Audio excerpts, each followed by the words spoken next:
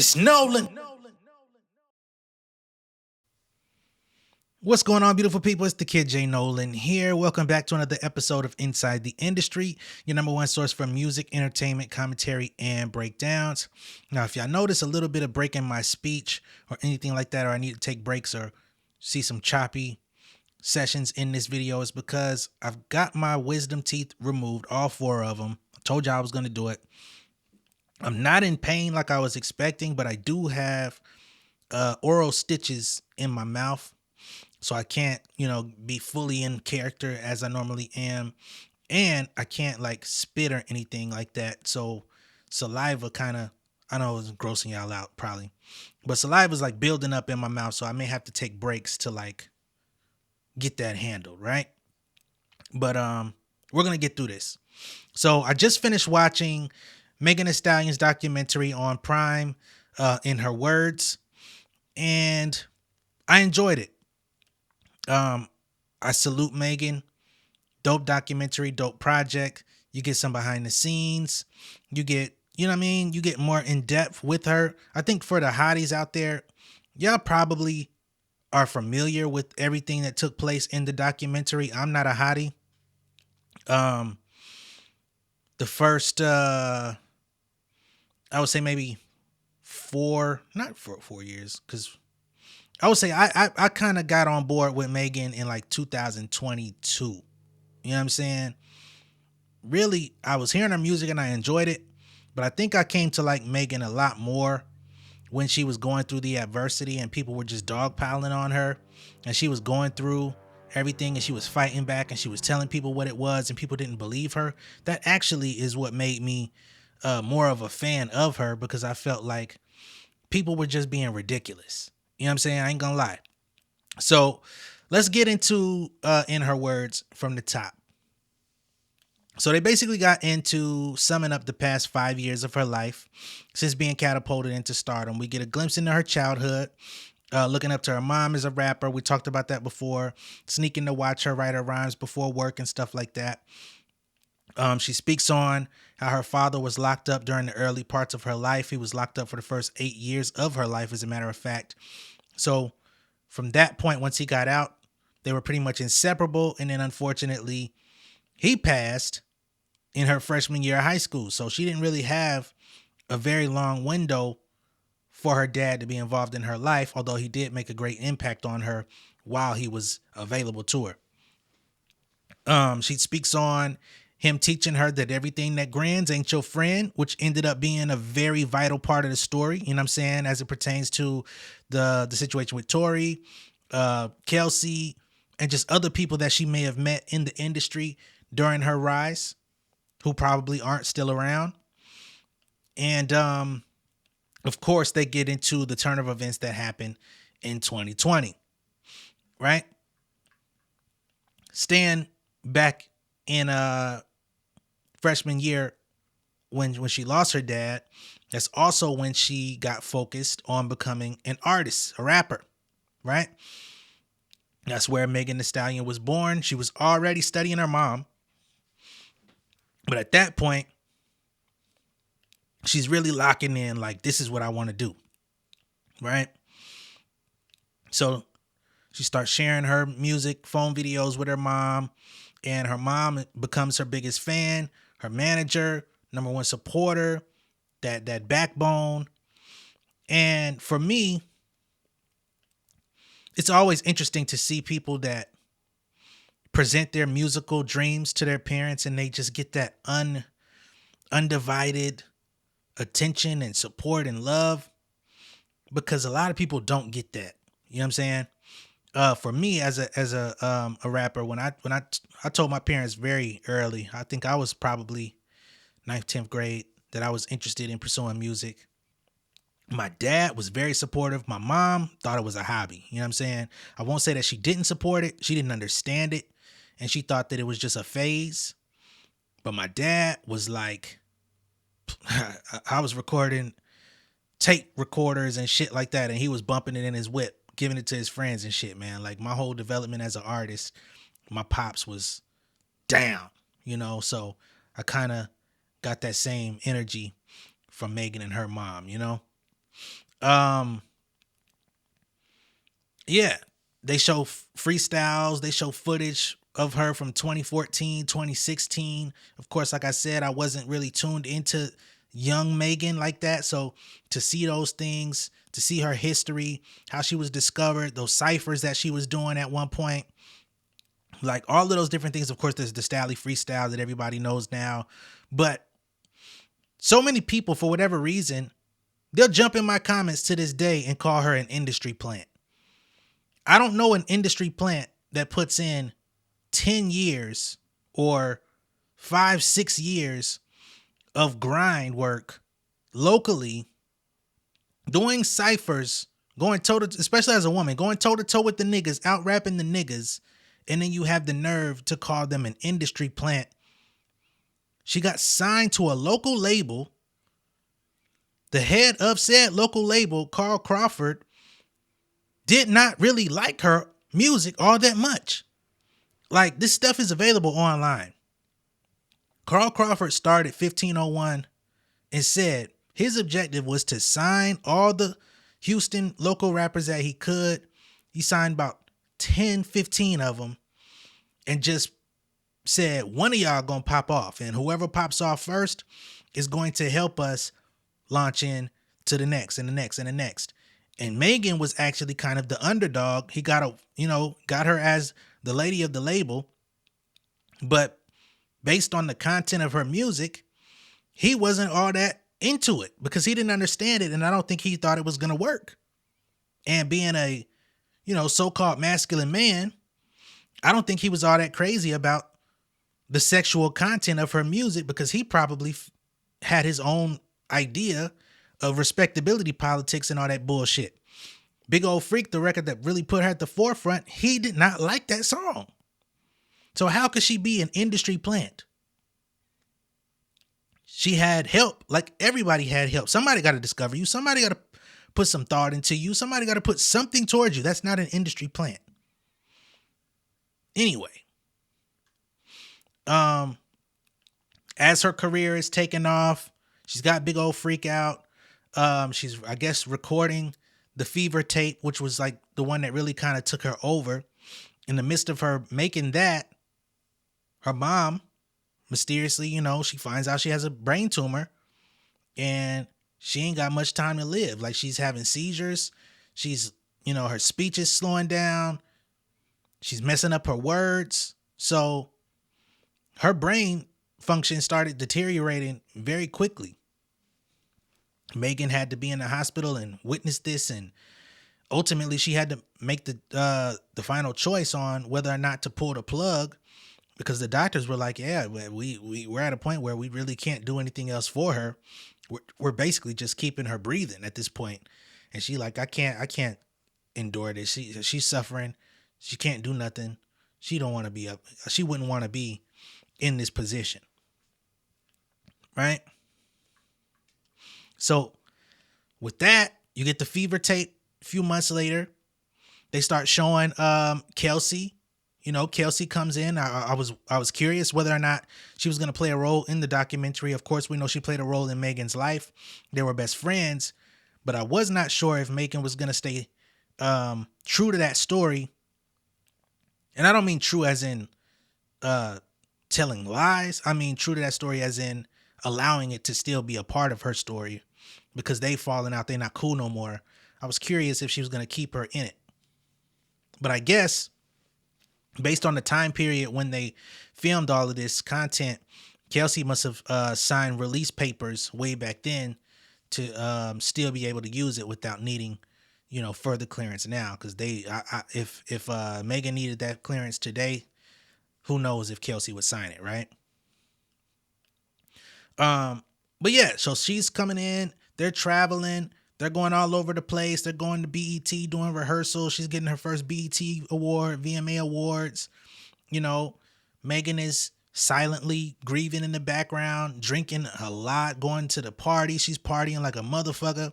Kelsey's right there with her, right? There's parts. There's like a 5-6 minute, I don't know what you would call it, montage, collage, whatever, just straight of Megan with bottles. You know what I'm saying? Drinking out the bottle at the club, at the bar. Shit was critical, man. But she was basically trying to drink her pain away. And I think some of the narratives out there about, oh, she's an alcoholic, she's this, she's that. I think people don't understand that she was coping. She was trying to figure out, you know what I'm saying, how to numb the pain. There's so many people in everyday regular life, your friends, your family, your loved ones, people that probably sleep next to you at night that go through the same thing, have gone through the same thing, and probably dealt with it the same way. So to try to act like this is a foreign concept, it just doesn't be making sense to me. But anyway, they get to the Hot Girl Summer song, which they played, but they definitely made sure to omit Nicki's presence from the music video and her presence from the song. They don't mention her name at all, which I thought was interesting. I feel like that was very strategic to not put any energy towards her in this documentary, to keep it about Megan and keep it about the real situations in real life that she had to deal with, not trivialize rap beef. We also get to see the role that T. Ferris plays and has played in her career. You know, it's not like he wanted a lot of camera time or time to like give his thoughts, but he was beside her in pretty much every scenario, giving advice, helping her, giving, you know what I'm saying, giving her encouragement, all these things. He's there, but he's not overstating his role. Keeping on top of the game, you know, even when we get to the Tory situation, right? He's telling her like, yo, you got to face this. You know what I'm saying? Trying to go around it, trying to avoid it ain't helping you. You got to go through this, right? And you got to own up to the truth. So there's that as well. Let me see. What else? What else are in my notes here? So in the midst of Kelsey, Megan, they're hanging out, moving about, getting all of this success together, you know, because she's bringing her friend along for the ride. They meet Tori, right? And she's bonding with Tori. They both have this common ground of them both losing their mothers, so they're trauma bonding and what have you. And they get really close. So eventually it gets to the point where I guess they go to the Kylie Jenner party. They leave, and then that infamous night happens in 2020 where Megan was shot in her feet. She goes right in, you know. They're riding on the way home. Everybody's arguing in the car. Now, what we don't necessarily know is all the specifics on what was stated, what the argument was centered around. There's rumors, right, that Kelsey and Megan were both sleeping with Tori. We do have an account from Kelsey in the documentary of her saying, you know, she felt played, that she was messing with a guy that she was dealing with first. But as I've always said in my videos, how is it that you can feel territorial or so territorial about this man when every time we seen him and Megan together, it already looked like they was the ones into each other? From the quarantine lives, him being on her Instagram lives, her being on his Instagram lives, they was closely huddled, looking like, you know what I mean? They was popping out. The Rock Nation brunch. There's the infamous photo of Tory Lanez up on her booty cheeks. So where was Kelsey when all of this was happening? If the documentary and everything is showing she's everywhere with Megan, where do they have the opportunity to do this hiding out when they're publicly basically canoodling? So I don't trust Kelsey in no regard. You know what I'm saying? Now, as far as the role she played as a support, I understand that. I get that. I saw that. She talked about it before. Megan acknowledged it in the documentary. That's all well and good. But not only is she being territorial about Tory, but then there's the other guy back home in Texas that she almost immediately got pregnant by, who she clearly had to have also been dealing with at the same time. I mean, hey, everybody got hoes. But I just find that to be very interesting. It's not like you were pregnant by Tory. It's not like y'all was all that close. I think this is the same guy she married. So, whatever. But again, we don't know the content of the argument, which is my point. Now, Megan does say that they were under the influence. She doesn't remember what she said, but she does admit that she may have said some offensive, vulgar things in the midst of the argument. But I would love to know what she could have said that was so bad that would result in bullet fragments being in her feet. Right? She attempted to leave the car twice. The first time Tory convinced her to get back in. Second time she gets out and she says that he leaned out the window, was yelling at her, said dance bitch, and fired.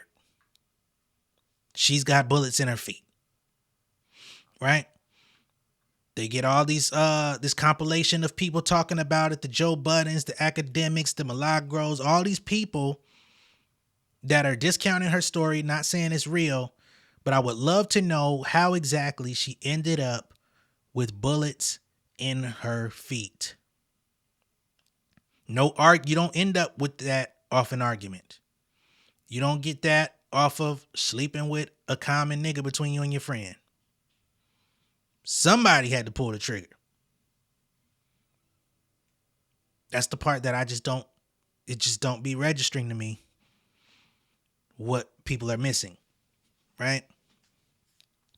They played the overhead footage from the helicopter of Megan stepping backwards with the police on the scene. Again, you can see her feet are literally leaking on the concrete. It's not like somebody photoshopped it there. And even in the midst of all of this, she lies to the police and says she stepped on glass to protect Tory from going down in that moment. Now, with her lying about that, some people will say she's not trustworthy. There's also the footage of her on the documentary admitting she lied to Gayle King. Oh, she's not trustworthy. Well, let's just think about that night. You're among people that you fuck with or think you fuck with. Y'all get into a heated argument. You trying to remove yourself. They don't want you to remove yourself. Second time you try to remove yourself, you get shot in your feet. The police come. Now, let's humanize this and reel it in for real people, black people especially.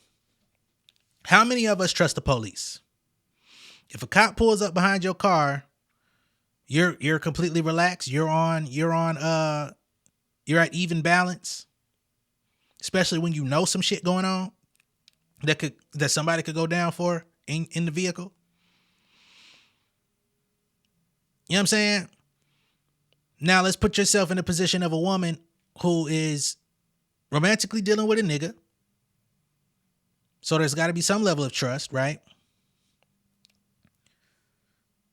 You remove yourself from the situation, you end up with bullets in your feet, which is a violation of trust, right? You already under the influence, so your adrenaline's already on high. Y'all been arguing, your adrenaline's up, but then you get shot. Or for people that don't want to say she got shot, bullet ricochets into her feet. Let's say that projectile, which still comes from a firearm. He shot at her, right? So there's got to be some anxiety there, because now it's like, damn, this person, I never expected that you would do that. You might be an asshole, but I didn't expect that. Then the police come. Anxiety through the roof. Then the police is questioning, trying to understand what happened. At this point, you're now a victim and you got your assailant right here with you. What you gonna do? Tell the police he shot me? You don't know what this nigga gonna do? Right? As a woman, Y'all can say, oh, Tory Small, what's he gonna do? Well, he shot her. So who's to say that she didn't fear that it could happen again? Because if we're being honest about these types of situations, and let's just talk about domestic issues, how many women out there go through these domestic issues with men and get the full scope of justice? Right?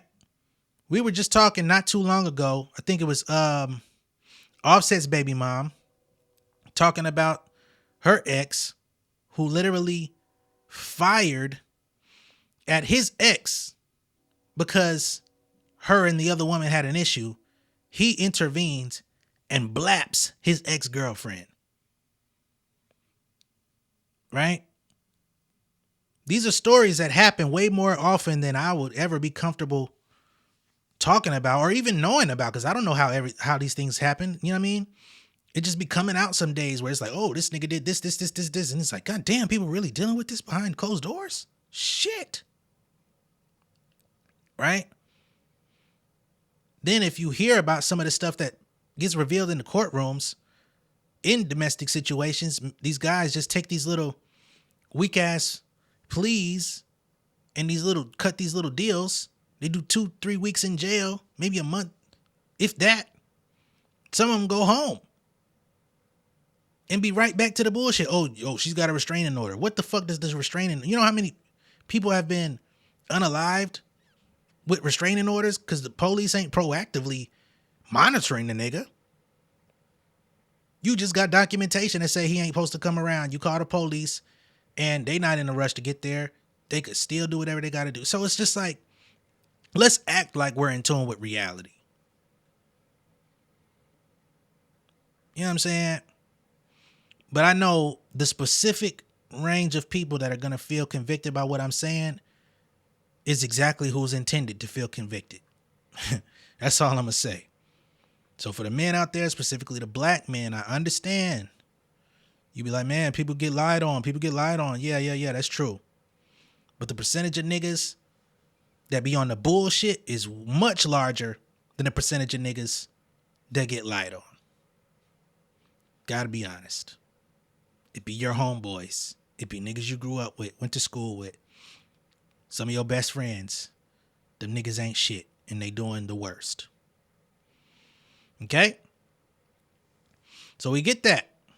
Then we get the infamous phone call, the apology from Tory to Kelsey. I was so fucked up. I was so drunk. Y'all know I would have never done no shit like that. Megan's in the hospital. Oh, what hospital? Hey, man, just help bail me out, man. I know she's not going to forgive me. Well, what nigga? What's she not going to forgive you for? For y'all getting in an argument? She not going to forgive you for sleeping with both of y'all? But what about the feet?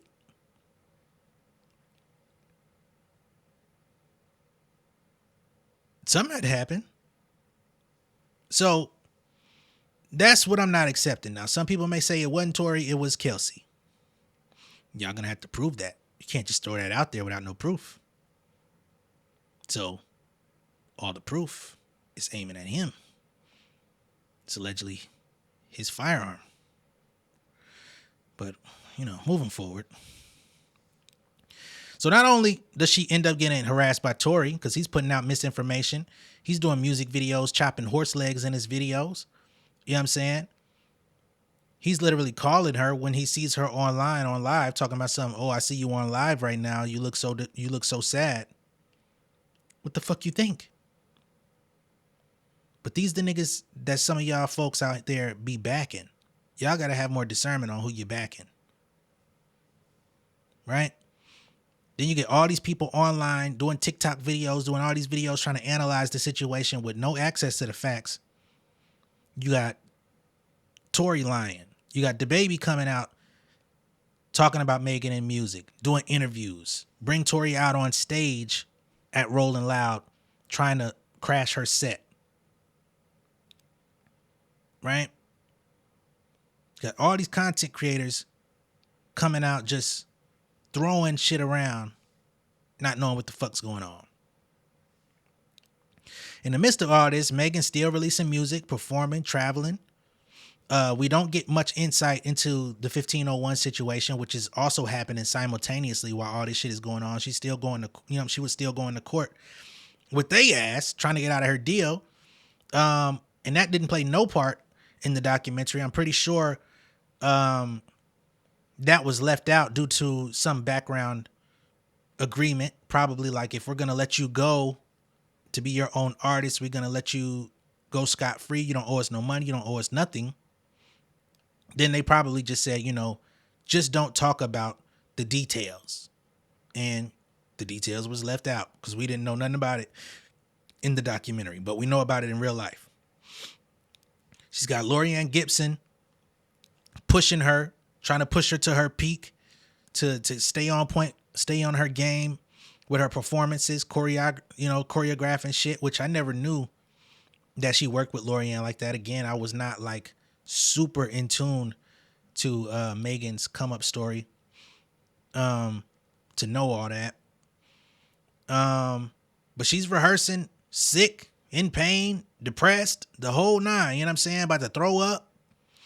And I think a lot of people need to see these things. If people knew how dedicated some of these entertainers are to their craft, to put on a show, to get music out for you, to be present, to be the celebrity that you look at, that you get to either admire, hate, have a public opinion about, have a false narrative about. Like, if you knew the dedication that some of these people actually put forth for their careers, I think you would probably respect them a little bit more. But we got so many fly-by-night artists and celebrities these days that we don't really get to see none of the process. So we think everything is just random, which is another reason why I think so many people are eager and just quick to write people off, because it's like, you ain't really that good at what you do. You just popped up out of nowhere. I don't know your story, so I don't have no emotional connection to you. So fuck you. Right? But that's whatever. At a certain point, Megan takes a month off, checks into a wellness retreat, doing therapy, getting her life back in order. So that whole month before the Tory Lanez trial even takes place, she's in a wellness retreat getting herself together.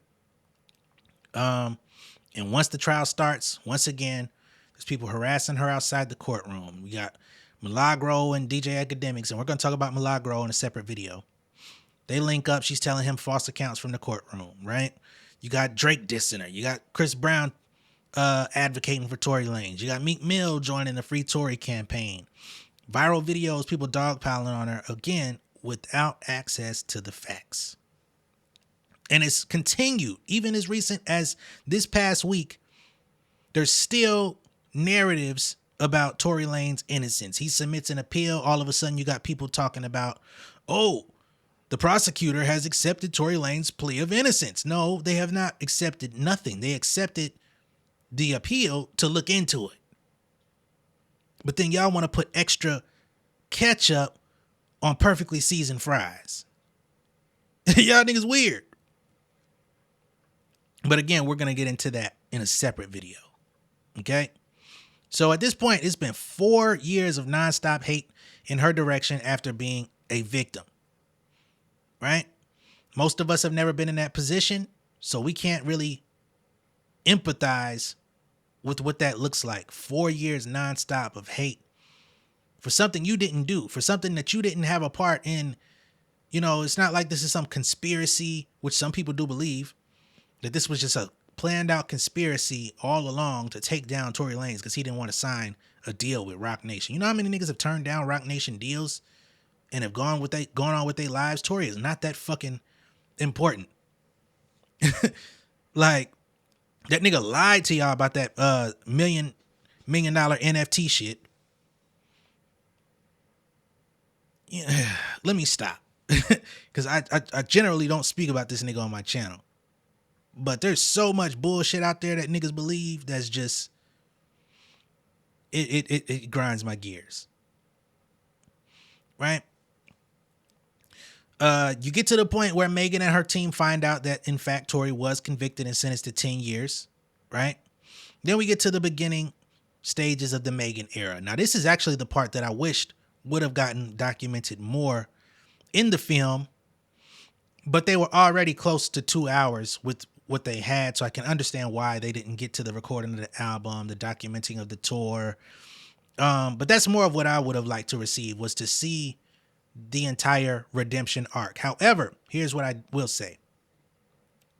I think they still got the cameras rolling, right? If we got all that footage from 2014, 2016, 2018, 2019, before the Roc Nation deal, and Roc Nation produced it, this means that Megan knew she was going to be this person. She knew she was going to make it, right? Even in the beginning, they asked her in an interview, like, where you see yourself? She said, I want to be known as one of the greatest to ever do it within 2 to 3 years. I don't know if she'll ever get that acknowledgement, especially with the controversy that surrounds her name and the people that don't fuck with her. But in the past 5 years, she's definitely solidified herself as a huge success. So I think they're still rolling cameras. I think, hopefully, this Megan era, since there is an Act 3 coming, there is another tour coming, another round of music possibly with something for the Hotties too, if she has more music in the cut, possible Glorilla collab tape. I'm hoping that we get a separate documentary about her independence, releasing Megan, Act 2, Act 3, both tours, the writing, the music videos, the creative process. I think that's something that's definitely going to bring more people in, even the people that may be on the fence about her. Seeing her actively in her element like that, especially leaving a label and launching herself. And let me be clear. I do feel like Megan should be selling more, but I said it before. If she's selling 64,000 with just the way she's doing things, and her last project before Megan was 60-something thousand, and that's the first week that we're talking about, Megan project is gold, or eligible for gold at this point. So that just goes to show you that even without 300, even without 1501, even without Warner having the resources for her, because Warner is just a distribution partner at this point, she's duplicating the same amount of success with less resources. It's just Roc Nation and her coming up with the plans.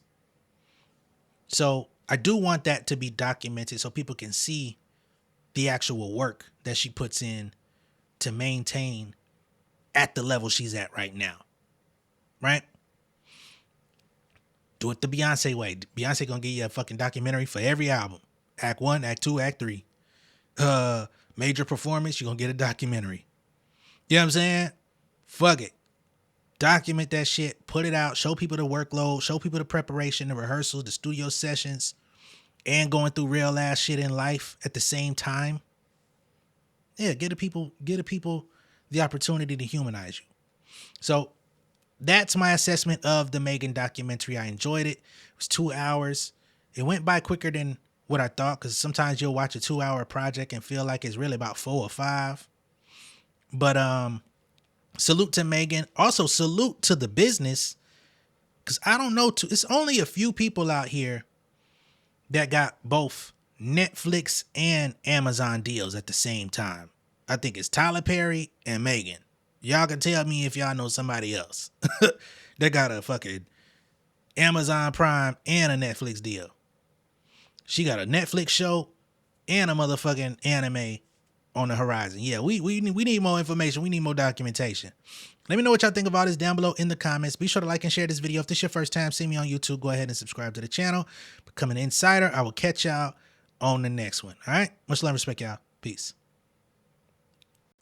King of my city and cul-de-sac. Coming out swinging like soldier rag. Leading my people like quarterback. Boy, I study this shit, I'm an almanac. Had to get up and grind. Knowledge is booming, I'm here to apply. Came with the chip and the dip, it just single the mind. We finna do more than survive. I need my check. Spinning the block for the gouda, we hitting the jeweler to flood out the net. We don't do beef on computers, I'm straight out the sewer, we come when you rest. Niggas be looking perplexed, so keeping my foot on their neck. No map, I trust my gut for the quest. With drama, I'm fully abreast. I was ready for years and they doubted me. All of a sudden they tell me they proud of me. I've been dropping these haters like calories. First I'm out, I came back with some boundaries. Stand for my honor, but too raw, no corner. Packing the stick with a drummer. Wanna catch my bad, won't fumble. I done came too far to be humble.